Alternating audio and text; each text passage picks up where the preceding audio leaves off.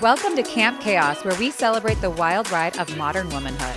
Join us as we dish on motherhood, life's ups and downs, and all things pop culture that we know you want to talk about. With special guests and expert insights, we're here to empower you through the chaos of everyday life. Consider this your ultimate escape from the hustle and bustle. And as always, parental guidance suggested. Camp is now in session. All right. Hello, everybody. Welcome back to Camp Chaos. If you are viewing us on YouTube, this does look like a little different scenery. Taylor and I are officially in bed together. It was a matter of time before it happened. It was a matter of time. I already asked her, I'm like, are you comfortable with your pillows? Do you need yours up a little bit? Is this your sleep number? Very comfortable in Kendra's bed. Why are we in bed, you ask? Oh my gosh. Also, we might be doing podcasts here moving forward. Yeah, this feels good. But we're in bed today because we're talking about sleep. Oh my God. And like the lack of sleep and everything of what sleep comes with being a mom. Like, let's be honest, sleep is so important just as a human, but like baby sleep, did you ever think it'd be so important to you? Like when you got pregnant, did you think, oh my God, how am I going to get my baby to sleep? No, I was worried about myself. Yeah. Like I didn't even think about the baby. And also I'm such a sleeper. Drew and I were such sleepers. And you hear like, you're not going to sleep.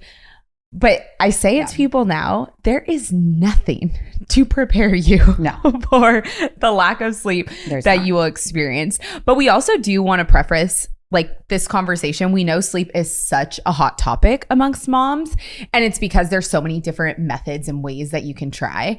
I think I tried them all.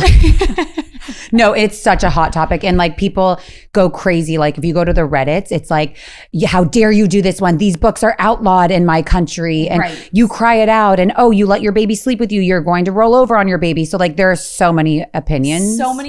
So just like listen with open ears. For sure. We want to hear, if you want to share with us how you got your baby to sleep, please do. But there's no right way. There's no right way. Yeah. Different ways worked for our babies. So just listen to this one with open and ears. also like if you're comfortable not sleeping, cool. Great. Like I think you said that to me at a point. You're like, if this works for you, that's good. And I'm like, it's not fucking working. But anyway. No. Oh my God. Yeah. Okay. So let's talk. Well, okay. So like when you bring your baby home, like it's such a shock because you don't realize that you're going to be waking up every 2 to 3 hours. Yeah. And as a breastfeeding mom, you're nursing for like 35-40 minutes. So by the time you get this baby swaddled back down, it's like, okay, I've got an hour and 20 minutes of sleep. 100%. So by the time, at least for me, that we were like inching towards 4 months, I'm like, what is happening? I haven't slept for 4 months. I feel like that's when everyone's like, how are we? What are we going to do about this? What are we going to do about this? And then also, I don't know about you, but like going into it, I had not had the conversation with my husband of like, what are you going to do at night and what am I going to do? There was no role conversation. But I remember when we first brought Zane home from the NICU, it was like, okay, what shift do you want? And he looked at me and he's like, I got to wake up at 5 a.m. for work. Like, this is on you. And I remember thinking, fuck you. Like, what do you mean this is all on me? But I think having those conversations before of like, what is your role? Of course, if you're a breastfeeding mom, like that's kind of hard for them of what they can do, but can they swaddle, diaper change, get the baby back down? But having that conversation before was shocking that I didn't. And it's so stupid of me because it was like, oh my God, now I hate you and I'm up all night. Right. By myself. That's very scary. So you were different though because your husband was like a well-trained machine. No. Yes, Drew was so involved. But I will say different between both kids. Like with Miller, he was up with me, helping me latch. He would change his diaper. He would swaddle him back for me. Because you have to do like even for yourself all the things with the nursing. But with Palmer, we had the conversation just because we had experienced it of, okay, let me do as much of the night as possible because you do need to be like, what's the point of both of us being on miserable. No sleep? I wanted him miserable with me. Well, with the first, of course, because there's no other excuse. There's no toddler running around. Yes, but like the second is, I feel like also the sleep between your first and your second is so different. Like your attitude, which you had totally different oh my God. experiences with too. Okay, so let's talk about when our kids actually slept. Okay, well, my oldest, that's a joke. Okay, you go first because mine's obviously a lot. Okay, more. So for me with Miller, we kept him in our room in the bassinet until he was 12 weeks. I don't know when people like. I think they say 6 months, but you were probably like, get out. Right. Well, yeah, I was like, it was to the point where the fraction of sleep that I was getting, I think at this point he was still waking up 3 times in the night, that I would rather have sound sleep during that time and me get up and go to the nursery and because he's grunting at night. He's grunting and I felt so comfortable. He was like out of the swaddle at this point in his sleep sack. We put the Nanit breathing monitor on him. Like I had the Nanit on in my ear. It was as if he was sleeping in my bed. So I moved him out at 12 weeks and then we right around 4 months, we started trying like taking care of babies. Then it was like, that's not working. But more so not working because I was getting lazy about things because you forget. You have to be so consistent. You have to be so consistent. And when you are so damn tired you at 3 in the morning, easy. It's like, okay, here, just nurse. And Miller was so good that he would nurse and go right to sleep. I know people experience. So you could easily fix it. So let me fix it for you. Fix it. I know people experience the like nursing, then have to like rock forever. No, he was nurse, lay down wide awake and would fall asleep. So I kept doing that. That's when you get into really bad habits though. Exactly. Yeah. So I realized he was snacking. So finally, around 6 months, my parents actually went to a function at USC and they were talking to someone that works with my dad at USC. And she always goes to Keck, which is the university hospital, asking them like how she can live longer. And they told her, sleep is the number one thing for your health. So her and her husband have you didn't tell me 3 this until kids. This moment. I know. Have 3 kids. And she says like, and she was telling my parents this because she was asking how I was doing with the baby. And they're like, oh, she's still not sleeping. Like the baby's still waking up 3 times a night. And she said, I am so passionate about teaching young babies to sleep because she said it's a skill that probably you and I didn't learn. Our parents didn't learn. But the way she phrased it was, you're doing your baby a disservice by not teaching them the skill of sleep. It's harder on you as the parent to go through this, blah, blah. So my parents came home and told me that. And literally that night, I was like, okay, I'm going to do it. And mind you, Drew and I had read a book literally one Saturday. We spent the whole day together reading a book. I tried that. And that book was all about weaning your nursing. So you go, if you nurse for 11 minutes. This is how involved your husband is that he's reading about weaning nursing. Yes. Well, because he also felt bad too. Like we were all trying to figure out how to sleep. And then that night, I mean, like I said, this worked for me. It's not going to work for everybody. We basically put Miller in there and shut the door. And we were able to do that because we were on the same page. I think you and your husband have to be on the same page. Sure. And I don't know if Gus would be okay with that.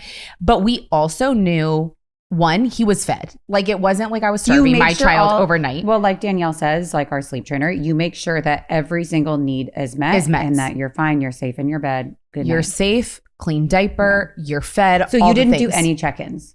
We did no check-ins. Wow. Yeah. It was. See, this is why I say the school of Taylor. I had to. No, my husband's going. My kids are going. I probably need to go. No, I had to change my mindset that night because before it was like, you're feeling so sorry for them. They're crying. Like, what's wrong with them? Why can't? Yeah, and then I changed it to, I'm doing him a disservice by not teaching him this skill. Like, and I kept trying to tell myself it's one of many hard lessons I'm going to have to teach him. You told me that when I was going through this. You said there's going to be a lot harder lessons. I know. Yeah. Well, yeah. Then I had to put you through sleep boot camp. Yeah. But yeah, so we closed the door that first night and I'm not going to lie, it's hard. You hear your baby cry, your immediate instinct is like, let me go get him. Let 100%. Me go fix this. And to sit there in your bed and have to listen to it is horrifying. But you know what? The first night, it really, looking back, it was not that bad, especially after now having 2 kids and, you let your second kid cry downstairs you're like, you're fine. If you don't have your food in 2 seconds, you'll be going to survive. Like you can't create a monster. Right. And so for us, it took like 2, maybe 3 days of like, and the crying got less and less and being good with naps too, right? Like they put themselves down for naps. Put themselves, and we always put Miller down awake. That was like one of the things that I read early on. Yeah, huge. And so that was right at 6 months when we shut the door. And it took like, I don't know, 2 to 3 days of like pretty tough for Drew and I, like crying. And then Miller was crying or you guys were crying? All of Everyone us. was crying. Everyone was crying. And then I think it was by day 4, we're like, wow, we're sleeping. There's no sound coming. I remember when you told me like you did it and I can do it. I'm like, okay, yeah, thanks. No. And then at like 9 months, because our kids are the same age, I'm like, okay, what do I need to do? But Zane's was different because he was NICU. So when I brought him home, like I felt this overwhelming sense of like he needed to be on me and I needed him. Like I slept with him in my pajamas, buttoned up on my chest for like 3 months. This is how you and I are different. I am so different. But like I look back and as much as I'm like, why did I do that? I needed it and he needed it. But really bad habits were created during that time. like horrible habits. But then I'm like, okay, you're going to go in your bassinet next to me around like 3 months. And then the 4 months He was comes. in your pajamas, so he was 3 months. Yeah. And we wonder why Zane is the way he And I wonder is. why. I know. He's like part of me. Yeah. I'm telling you. It's like, yeah.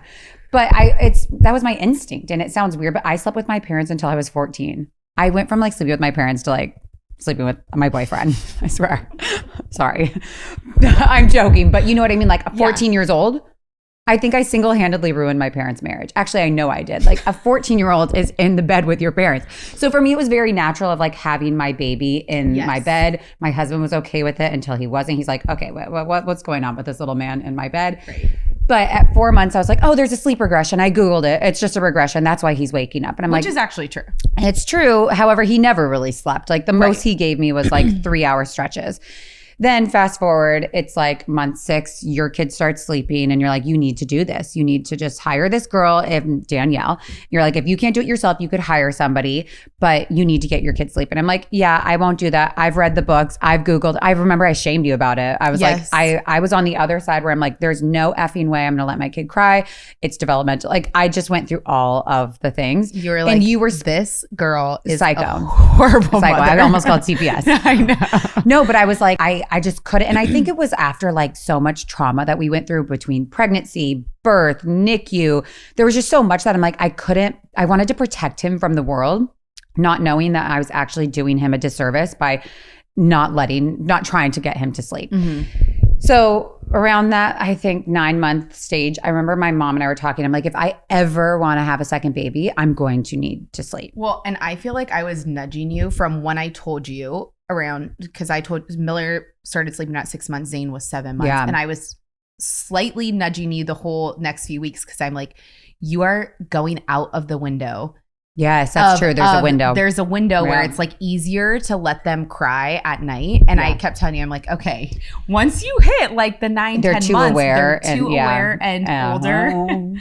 But that's okay. You had to figure it out in your own time and like what worked for you. Okay, so I will say though, like we did it at, I think right when he was turning like 10 months. We did it in June. His birthday's September. You hired Danielle. We hired Danielle. Danielle came and she was so incredible. I mean, I cannot say enough good things about her, but she was like, it's a money back guarantee. I'm that confident. Like I am like, this has never not worked on any of the babies I've done. I'm like, you're hired. Gus interviewed her. Scary. No joke, over 20 minutes, like question after question after question. And she's like, I actually really appreciated the questions, but normally it's like the mom. And like, he was the one that was really like, what are you going to do? What is it going to look like? What happens if this happens? I mean, he was very thorough with his interview. So Danielle comes on night 3. I could tell she did not feel as confident. I could tell that she was like, something else is going on because there was crying. Zane sleeping? No, he was still waking up. It was getting better. He was putting himself down for sleep. So absolutely, there was things that were improving. However, he was still waking up at night, and when he was waking up, it was harder for him to get himself back to sleep. And at the end of the day, he wasn't sleeping. Like her whole thing is, 72 and sleeping through. Right. This kid wasn't sleeping through. So on the third morning, she was leaving. She said, I think he can get there, but he's not there yet.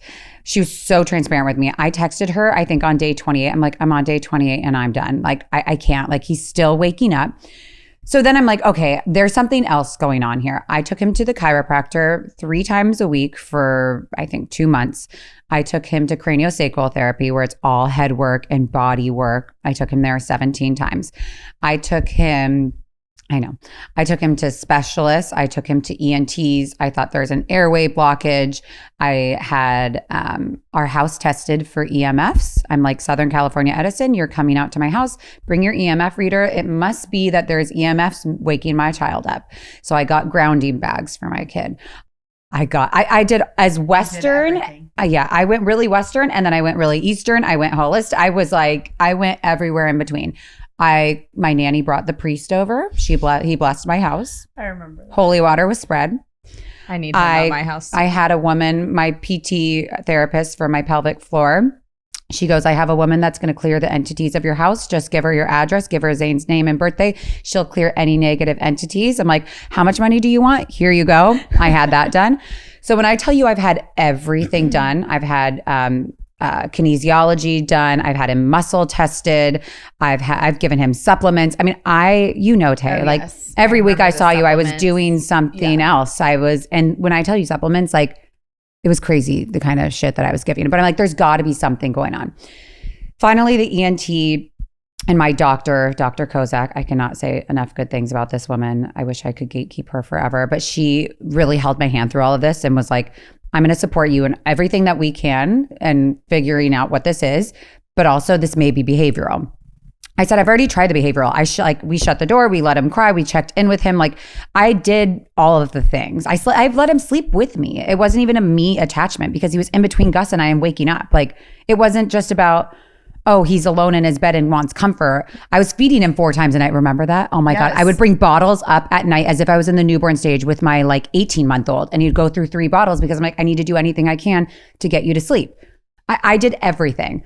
Finally, the ENT and my pediatrician was like, okay, at this point, we need to do a sleep study, which a sleep study is so intense. Do you know what a sleep study is? Well, is that where they go to the hospital and stay overnight? They stay overnight. Yeah. And they don't just stay overnight and like watch you. They have to monitor you. And the way they monitor you, there's like over 20 wires they put all over your brain. They glue to my little poor baby Zane's head. I think he was, 18 months at the time when we did the first sleep study. And they put things on his toes, a cannula up his nose to measure the airway coming out. Oh my God. And he's supposed to sleep during this. And he's supposed to fucking sleep. He handled the first sleep study so well. I was shocked. I was like, almost like, what wire? Like, could you imagine? Then they wrap their heads with all of this gauze. I mean, horrific. Bands around his chest to measure his heart. I mean, it was like insane. Luckily, I was able to sleep with him. But they measure to see basically what they're looking for is obstructed airways and sleep apnea. So it came back that he had mild sleep apnea, which I was driving home with Zane in the car. I think I was pregnant at the time. And I remember getting those results and like literally I had to pull over. I was crying so hard because I'm like, this is why you could not sleep. And then I felt horrible I've tried everything and this is what it was the whole time. You could not get air in. It was mild sleep apnea, but still sleep apnea. I think he was having like 4 apnea episodes an hour.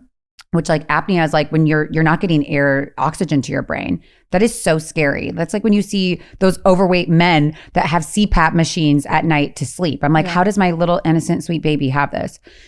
So we made the hard decision to remove his adenoid. Mm-hmm. And an adenoid, do you even know what that is? No.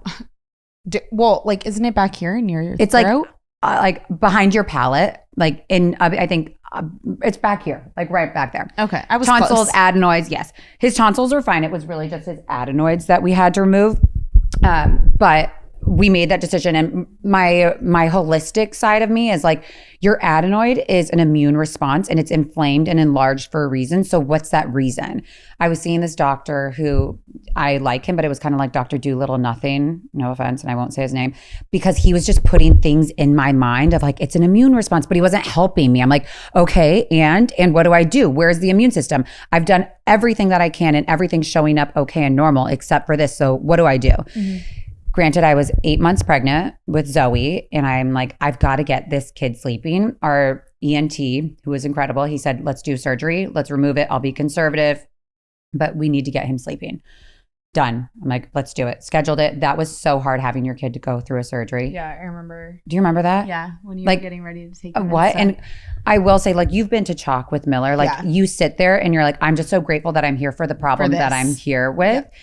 But still a really scary experience. I mean, his entire surgery, I think, was 11 minutes from the time he went in. Oh, wow. Yeah. Like it shows you the progress chart and it says, waiting. Okay. Surgery started. I timed it. It was 11 minutes and he was out. So quick. They go in, like cut it, cauterize it, and then he's out. They said 7 to 10 days of healing. And like, then you should start seeing improvements. Guess what? No improvement. I'm like, you've got to be kidding me. So now here we are.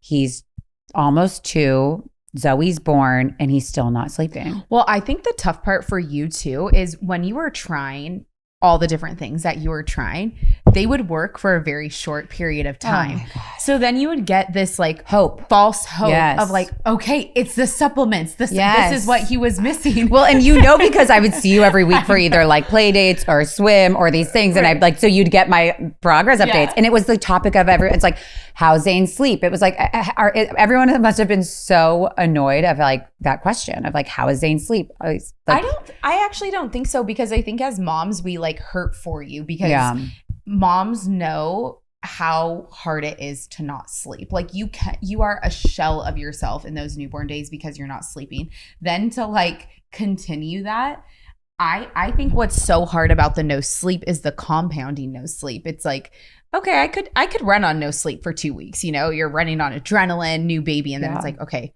4 months, okay, 6 months, okay, for you a year, okay, 18 months. All right, he's 2 years old. Zoe's coming. I'm about to have even less sleep. And the whole time you were getting false hope based on all the different things that you were trying.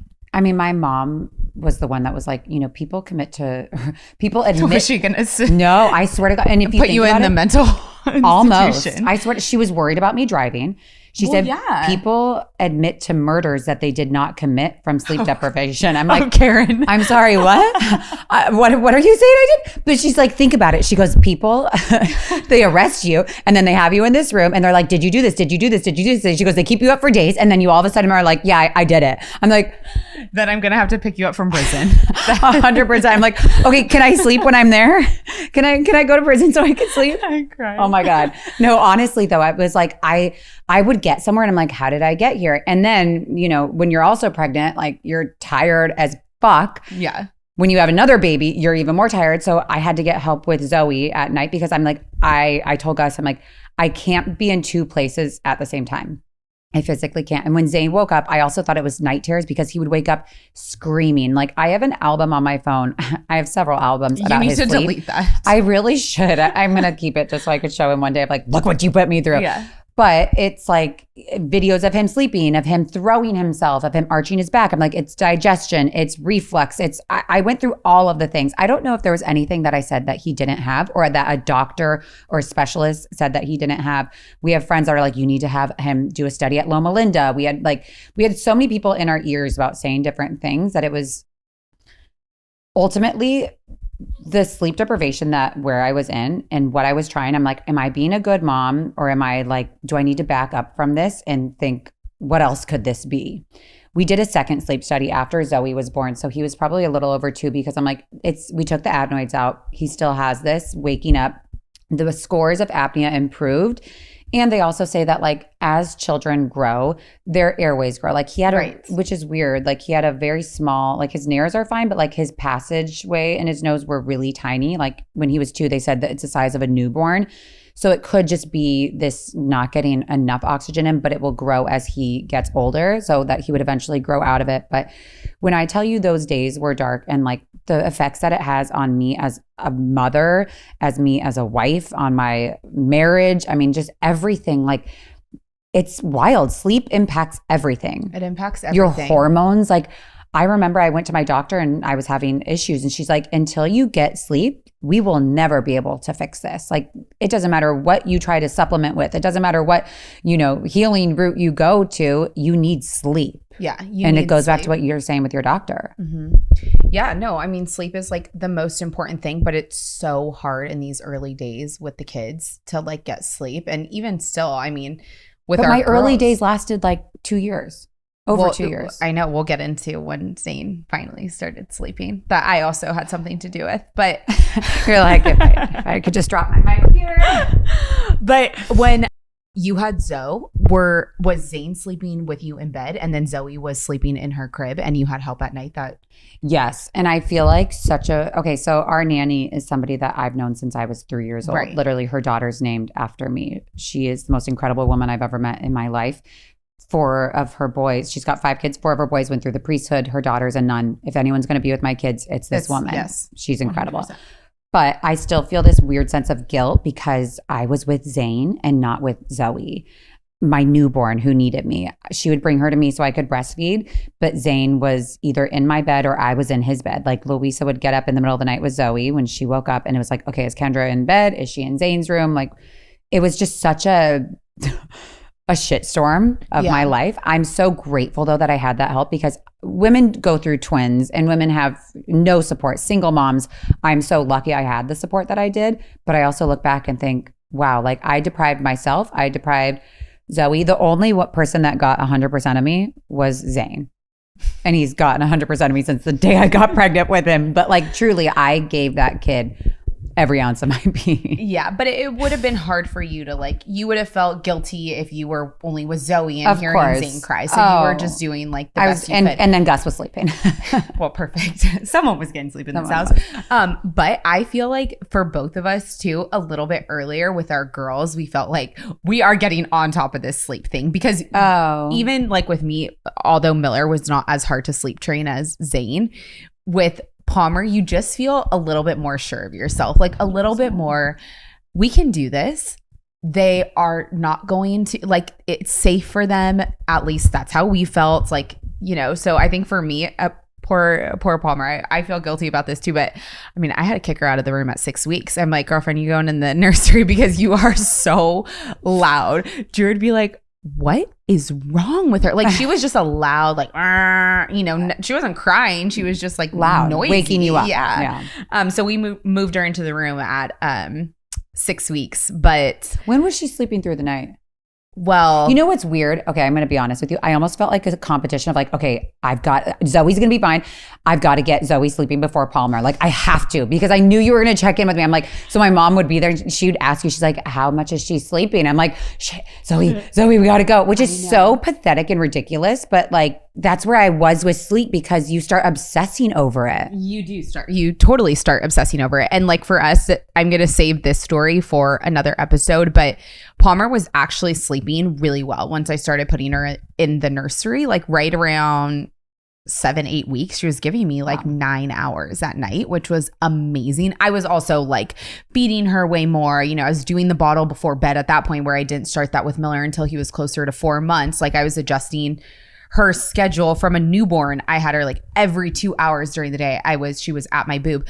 But then at 10 weeks, 9-10 weeks, you know, she got diagnosed with hip dysplasia, and that like, you know, turned not only my whole world upside down, but then she didn't sleep. Yeah.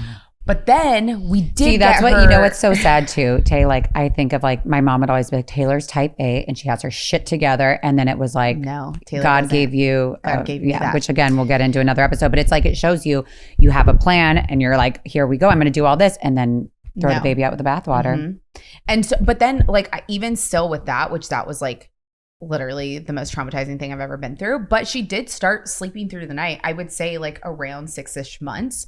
And then she was out of her brace like at 6.5 months, and then she didn't sleep again. You're like, are you kidding me? Do you want the brace back on, honey? So I feel like with Palmer, it's just more of, because right now she's 10, almost 11 months.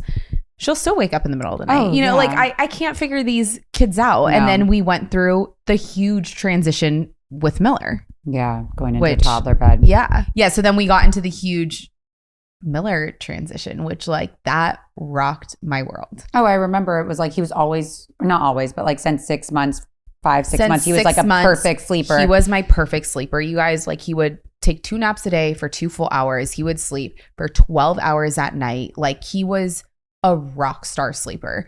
And then my husband and I, he turned 2 in October. This was like in March, but we had gone on a quick little 2-day trip, first time leaving both the kids. And Miller's very routine, so I think maybe thrown out of his routine. And then we had another event, so you know my parents were with him. I don't know what it was, but one day he started climbing out of his crib, and we had always like talked about him climbing out of his crib. I think you're using these things of like, oh, maybe it was his routine. It's probably his age. He got independence. Right. Yes, and he wanted to explore. Right.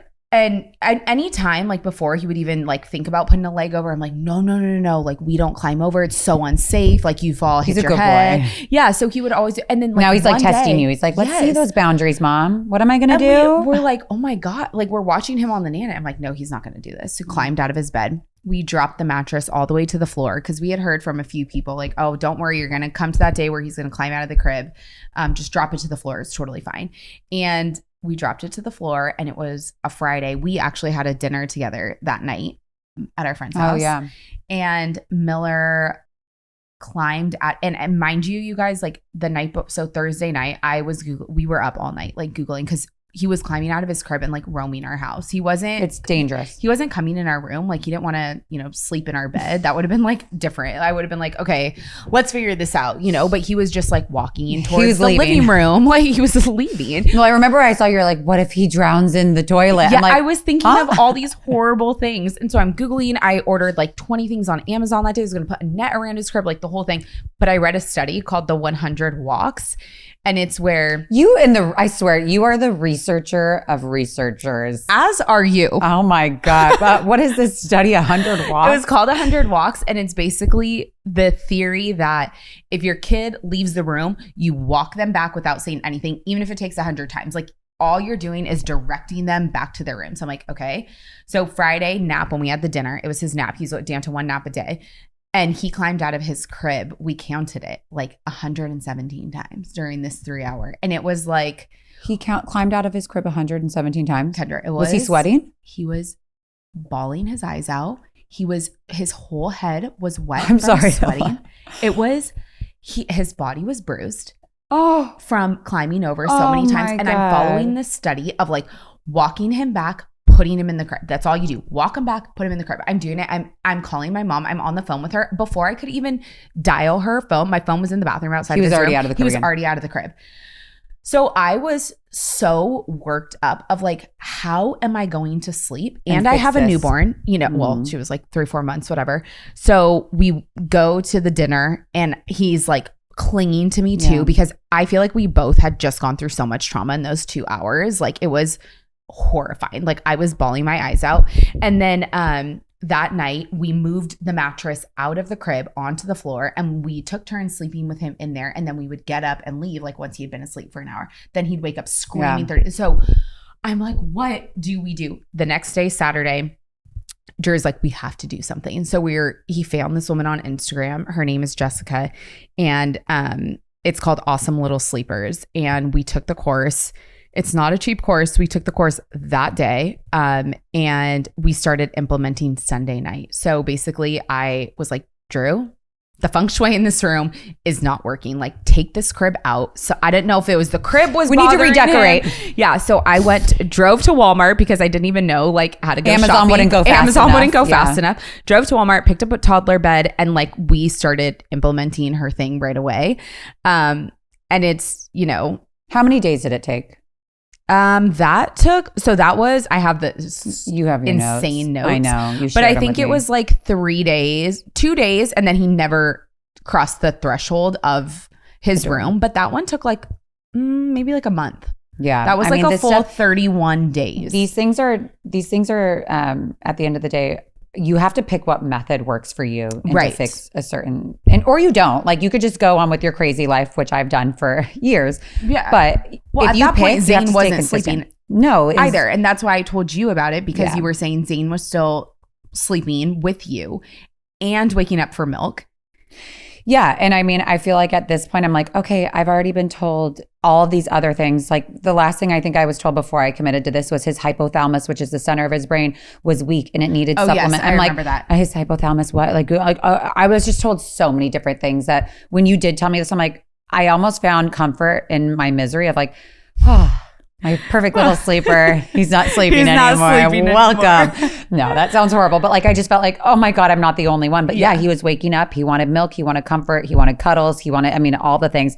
And then you told me, here's what the breakdown of this course is. And I said, thanks, but no thanks. I can't do it. Right. Then I was going to my doctor and having these health issues. And my that's when she said to me, either you're going to keep going at this rate and deplete yourself and you're not going to be the mom, or you need to fix the situation. She told me that one of her boys, she said he was not a good sleeper. She said I had to close the door and lock the door. I said I could never do that. I said my girlfriend Taylor did that. It's just not up for me. I just, and not because I couldn't have like, oh, what am I going to do to him? I couldn't because I don't think I'm strong enough, Tay. Like it wasn't judgment. That's the thing. Sleep training is hard on the mom. Yes. Like after my cortisol like was spiked that high of any of the things at night, Zane would be able to be like going back to bed and I'd be like, like we're the ones that are all wrapped up. But she said to me, she's like, there's zero judgment. She made me feel so much better of like that. I get how much shame is around doing any of these sleep trainings. But she did have the same conversation with me of like, this impacts the whole family. It's not just you and Zane. It's your second baby. It's your husband. It's everything that you touch in life is from your sleep and not having the center of health. Wow. So I remember I was driving home. I think I texted you, Or no, Zoe had her 9-month appointment and I went to our pediatrician and I told her and she said, Kendra, you already know the answer. You already know what I'm going to tell you. I went home and I talked to Zane and I said, Zane, we're going to lock the door tonight and we're going to change the locks. And he said, okay. I mean, and you know how verbal Zane is, like at this time, 2.5 years old. He was like, okay, yeah, can I help you change the locks? Go get the screwdriver. And like I have a video of him like actually changing the lock. I know, you sent me the photo. You're like, this kid doesn't know he's setting up his own jail cell. Oh my God. And then also, this sounds so ridiculous, but my son is beyond obsessed with UPS. Beyond. That's like the understatement of the century. It is. Like UPS, he literally says UPS for life. His second birthday was all UPS. And it's not even just like the UPS brand. It's the drivers, and like one driver in particular, Anthony, who is like my co-parent with my husband. It's like me, Anthony, and Gus. But I asked Anthony, I called him, and this sounds so ridiculous saying this out loud, but I called him. I was like, Anthony, I need your help. Zane is going to sleep in his own bed tonight. He's going to stay in his bed. He's going to put himself to bed for the first time. Like, that is a really big deal. We're going to do red light with the hatch.